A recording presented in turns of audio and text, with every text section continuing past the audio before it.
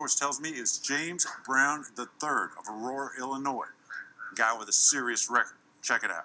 An official source tells me the suspect who shot and killed the trooper was 34-year-old James Brown III of Aurora, Illinois. The date of birth I was given matches that of this James Brown III in Aurora. He is known to police there.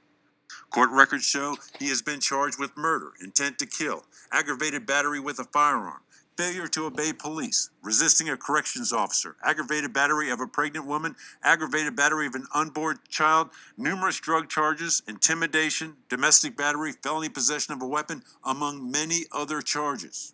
We were unable to obtain a booking photo. Time we found no evidence of him being wanted. He has a history of charges, but we haven't been able to sort through a conviction. It appears he has lived at this house with relatives. It's also unclear when he was last in prison.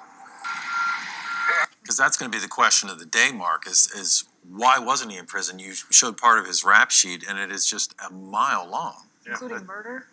Well, we don't know what he was convicted of, as the colonel said.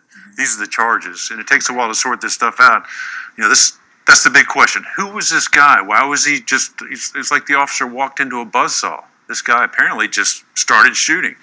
You know, what's that about? You look at his criminal past, very violent, no question about that.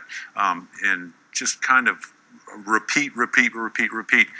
This guy's a walking problem. And it seems that from what we've been able to glean from the training that the officers were doing at the bus terminal today, part of it that involves an interaction with a civilian, presumably, and that thus we're kind of figuring out that this was, as you pointed out, just kind of a random interaction with the wrong person, the worst person on earth that he could have run into. Well, it looks like it's one of the worst records I've seen in terms of just serious violence. Again, these are all charges. We don't know if they're convictions. I suspect that since he spent time in prison, clearly he was convicted of some of these things. We'll get much more than this. You know, we're the only ones that have the information about this suspect.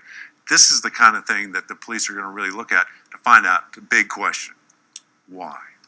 Question all of us have right now. Horrible situation. Our prayers and thoughts again with the troopers, friends, and family.